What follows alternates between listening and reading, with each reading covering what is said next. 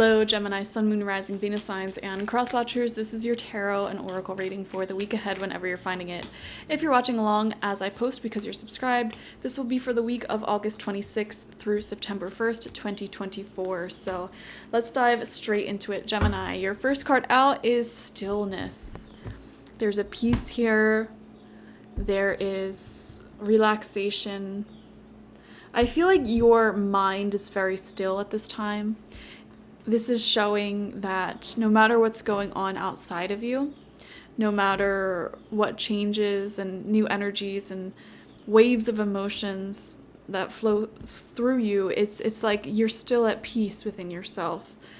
You have crafted a beautiful garden within your own self.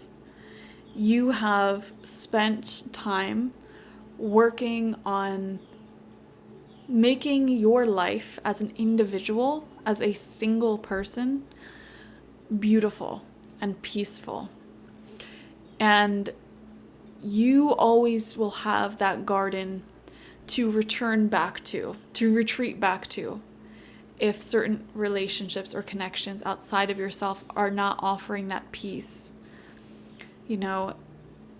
And when you build your own personal internal garden up and you learn how to be happy and peaceful on your own, it gives you the freedom to not settle for relationships, friendships, jobs, anything in life that does not bring happiness. So I see you, Gemini, continuing to grow that garden and build that garden up for yourself. What does that mean? That means putting yourself into a more and more comfortable position in life. So some of you may be working hard at a job or getting certain degrees, education, so that way, like, you always have that education for the rest of your life. You know, you'll always be comfortable for the rest of your life. In that regard, it gives you some freedom, some options. Or this could be just creating a good routine for yourself, a good like skincare routine, exercising, you know, cooking great meals for yourself, like basically being self-reliant. So you always have that peace to go back to. And yeah, it just makes you much less susceptible to being other people's victims, you know. Action, Gemini. Yeah, even though it's funny, we have stillness and we have action, which seem like so completely opposite things, but the thing is, I feel like your internal world is still, like mentally your mind is still, you're not overthinking, which is fantastic. And then on the outer world, you are taking a lot of actions. You are taking actions that water your garden and put you onto your highest timeline, that bring you closer to your goals, that keeps you maintaining your sense of happiness and fulfillment in life, that keep you growing towards where you want to grow. And then we have thriving. Wow. Yes, that garden is thriving. There's a lot of growth in life. I'm seeing also people taking action towards you. It's kind of like when, oh man, I just heard a saying earlier in German. And essentially it said, when you chase bees or butterflies, you're going to waste your energy. You're always going to scare them away. They're always going to fly away. But if you work on building your own internal garden, or I'm saying internal, when you build your own garden, there you go, you will attract them effortlessly without chasing. And I think that's a beautiful saying, because basically what it means is, like, instead of chasing happiness, instead of chasing relationships and love and chasing your dreams, your goals, your success, just find the abundance that's here for you right in the moment. Find the actions that you can take right here in the moment that will help you radiate that energy which you want to be, that you want to attract, and other people will come to you. Okay. We have the King of Cups coming out in reverse. This is kind of the exact opposite energy of everything I just described. This is somebody who chases the butterflies and bees away. This is somebody who has not taken enough time to work on their own internal garden, their own internal happiness and sense of peace. So be mindful of people like that. They may be chasing you, Gemini. They may be wanting what you have and wanting to be in love with you.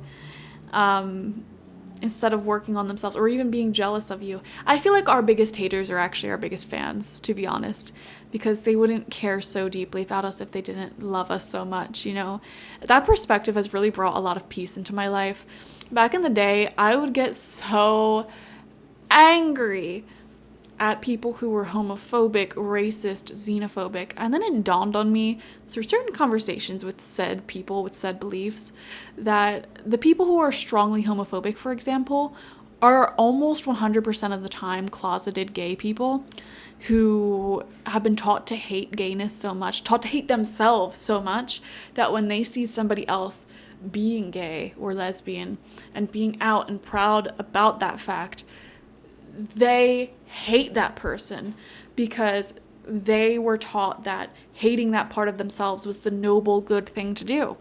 So when they see somebody else not subscribe to that messed up way of thinking, they think, oh, well, they're not a noble, good person. They did not cast their gay thoughts aside like I did. I'm great because I casted my gay thoughts aside. You know, I'm in an unhappy hetero marriage, you know, hiding up this fact. So our biggest haters are our biggest fans, you know. They hate us so much because they want to be us subconsciously. Same thing with racist people or xenophobic people. You know, they are in a culture usually that does not support happiness, that isn't filled with beautiful music and dance and laughter and basically like the indigenous roots of humanity. And then when they see other people of various cultures, whatever they may be, really thriving and eating good foods, dancing, laughing with each other, having a great, strong community, that triggers some sort of lack, some sort of fear, some sort of missed want and need within them. And instead of saying, hey, I want to create that sort of culture for myself, not cultural appropriation, but like getting in touch with their own culture and the positive sides with that, they just hate other people. You know, our biggest haters are secretly our biggest fans. When you start viewing life in that way, let me tell you, a lot more peace comes about because you'll stop getting so triggered over people who suck. You know, you see them for who they are, and man, it just becomes pathetic then. And yeah, they just become not pathetic, but like you just feel sorry for them after that. You know, like, man, you really are at such a low vibration that you have to choose hatred. But anyways, why did I go off on that tangent? Wow. There may be people like that in your life. There may also be people in your life who really don't have a deep connection with themselves. So they're trying to somehow siphon that from you, whether that's through hatred or being your biggest hater, you know, or if that's being grossly obsessed with you. King of Wands in reverse. I don't know why, guys.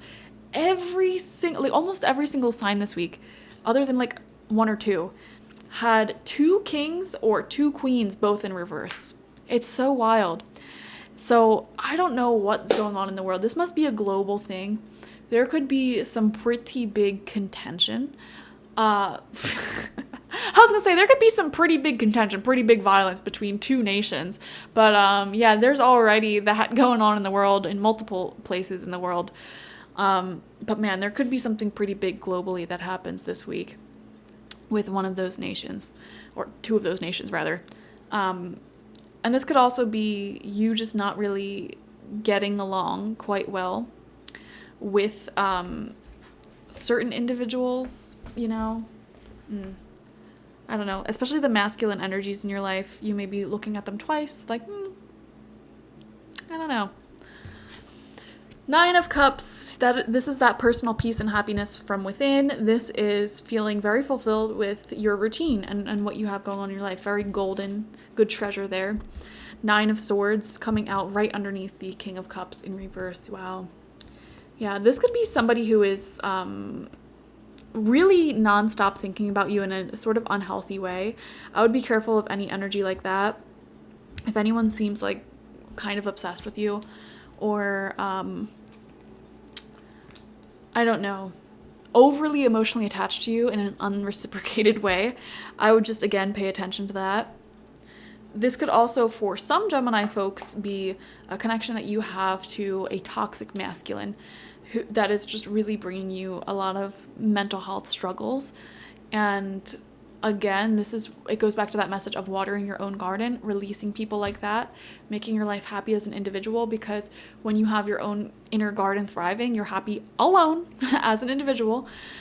You don't feel the need to stay with people like that or let them take your peace away. Nobody should have the power to take away your peace. Nobody. We have temperance. Yeah, strong feelings. And you're getting it under control for sure. You're in control of your cycles, your emotions, definitely.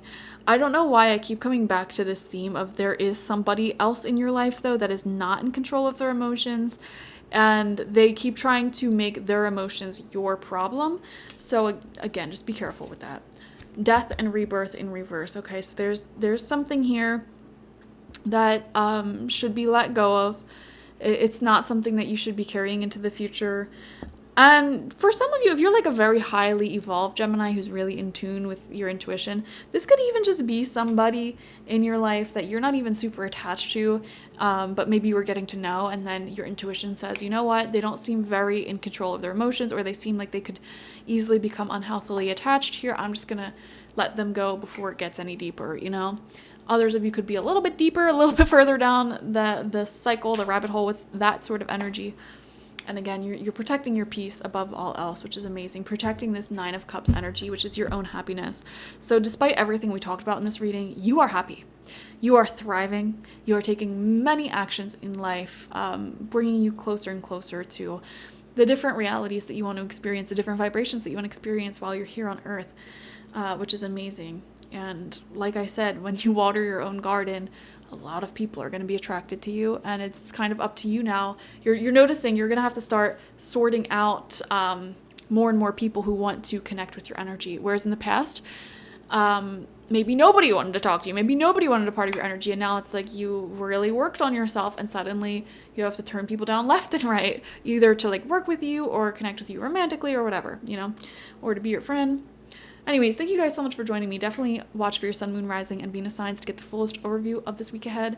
Like this video, comment how it resonated down below, and subscribe if you have not already. Doing all these things helps the channel out so much because it pushes these videos to more people. I'm trying to reach 5,000 subscribers very soon, so please subscribe if you have not already. It means so much to me. And if you're already subscribed, I love you so much. All right. Sending hugs and kisses only to my subscribers. If you're not subscribed, no hugs and kisses for you. If you want hugs and kisses, subscribe. Okay.